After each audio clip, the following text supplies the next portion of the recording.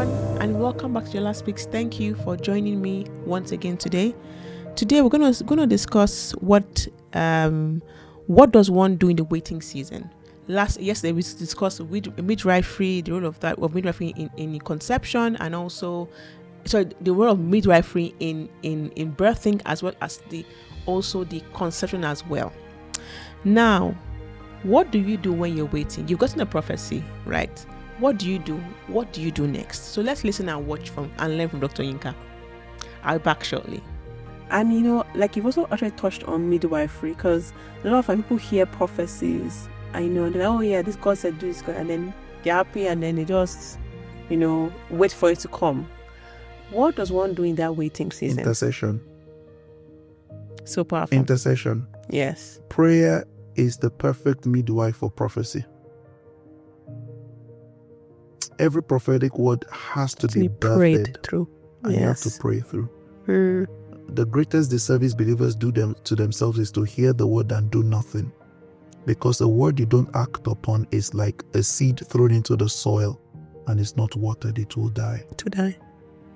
So prophetic words are meant to be acted upon. Even though you can't force its hand, you can influence the process. And the way to influence the process is to pray. Every prophetic word should be taken to the place of prayer. Praying it through. Birthing it in the place of prayer. That's why I would say you birth in the place of prayer. You birth in the place of prayer. So intercession. And intercession is one thing, obviously. The second thing is seek clarity. And seek clarity as you're praying about it. Also seek wisdom. Who are the people that I need to speak to about this prophetic word? Yes. That God is saying, they will help me understand it.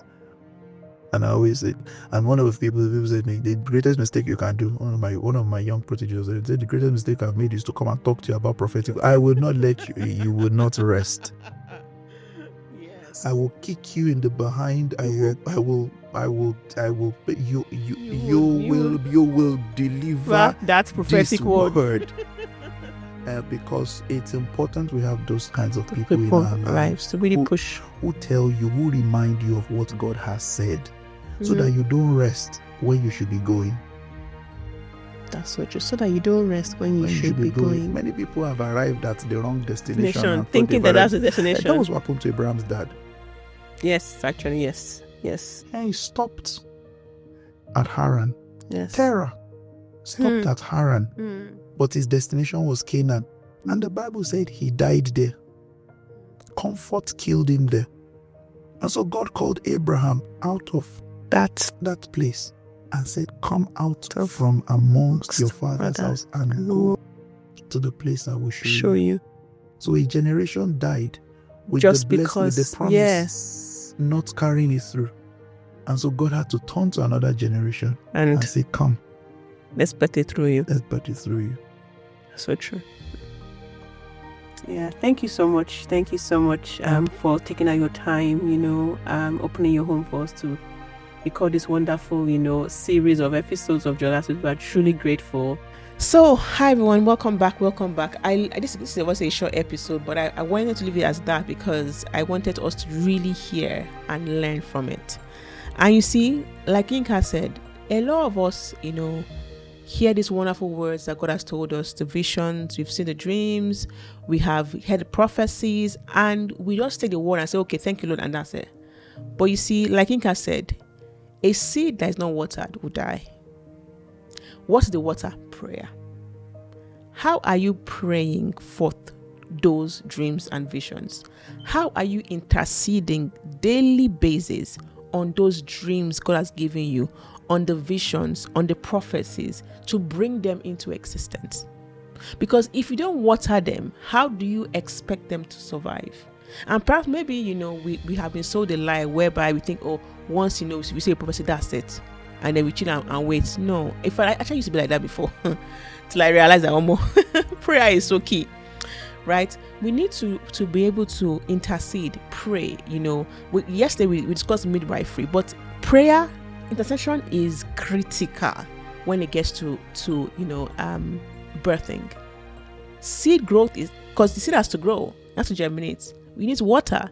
Without water, how would it grow? Water is prayer. It is so important to pray and pray and pray till we see it coming forth. And an example is, let's say you plant a seed in the ground. You keep watching it every depending on the seed, once a week or every day and all that, till you see a shoot. Most time you keep wondering what's happening, but once you see the shoot, you know that clearly it has already taken root, right? And then you can now begin to now showcase, because guess what? Then it's announced that, okay, I'm actually here. There's now a shoot there. But in that process of it coming out, the key is prayer. As it takes roots, the key is prayer. Keep praying till you see the manifestation. So I also like a point where Adeyinka said, don't rest when you should be going. Don't rest when you should be going. It's so important. It's so important. So thank you for listening to me today, and God bless you. Remember, I love you. I love you. Have a wonderful day ahead. Bye. Bye.